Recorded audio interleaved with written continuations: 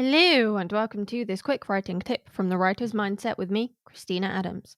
We're on a break for the month of July, and we'll be back in August for interview season. We'll be talking to the likes of Sacha Black, Nicholas Herrick, and many more amazing indie authors and writers, so stay tuned for that. If you'd like to hear more from us in the meantime, why not come and hang out in our free Facebook group? You can meet other writers, troubleshoot, and find inspiration. If you type writerscookbook.com/Facebook group into your browser, it'll automatically redirect you. You can support The Writer's Mindset over on Patreon, where you'll get to listen to early episodes, check out bonus content, get a podcast shout out, and nab yourself exclusive discounts. We've got several pricing tiers available depending on what you're looking for, and they start at just £1 a month. You can find out more by visiting patreon.com/Writer's Mindset. And finally, my latest book, The Ghost Call, is out now. Reviews that have come in so far are amazing. Thank you so much if you left one of them. Everyone is loving how it's written from both the mother and daughter's points of view. Think of The Ghost Call as like Gilmore Girls, but with ghosts. It's available now on Amazon, Apple, Kobo, all the usual sites. You can find it under my pen name, KC Adams. Now, on with the show.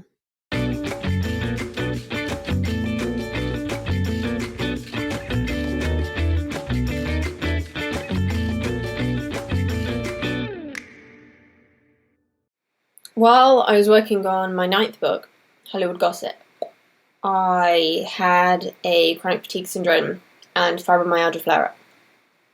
I was in so much pain and I was so tired that I could barely get out of bed.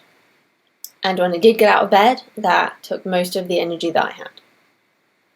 I ended up spending a good couple of months mostly just playing Stardew Valley on my laptop, because it's a simple, plotless game, and because of that, it allowed my brain to rest. And that's what my brain needed.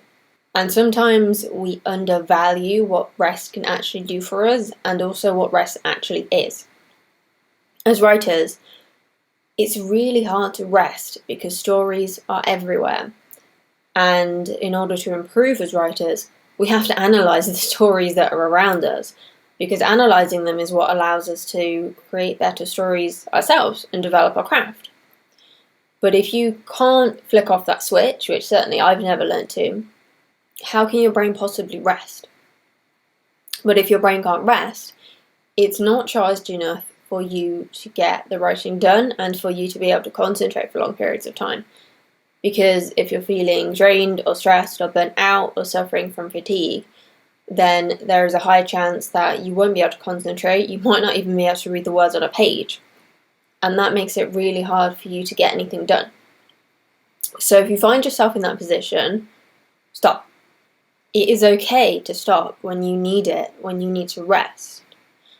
And if you've got an hour where you need to get something done, you are much better off spending half an hour resting and half an hour writing than you would be to try to plough through and to write for an hour. Maybe even you'd be better off just writing for 10 or 15 minutes of that time, because what you write in that time will be of a much higher quality than if you were just trying to plough your way through how stressed or burnt out or drained you feel. You know, as much as we want things like stress or burnout or fatigue to magically go away, they won't. The only way they will go away is if you be kind to yourself. Believe me, I've tried to find medical ways to get rid of fatigue, and there aren't any. The doctor told me that to help with my fatigue, I should rest but not sleep. Because if you've got fatigue, then sleep can actually make it worse. So it's about balance, regardless of how your burnout or your exhaustion or just feeling crappy manifests for you. You need to know what is causing these problems for you. Is it your writing? Is it something going on with your day job? Is it something happening with your family or friends? And deal with them as best you can while also taking that time for self-care. And maybe self-care for you is meditation. Maybe it's playing a mindless game like Animal Crossing or Stardew Valley. Maybe it's listening to a podcast. Maybe it's out walking the dog. Maybe it's baking or cooking your favourite food. There's no right or wrong way to rest. It's only a case of if you're doing it enough for you.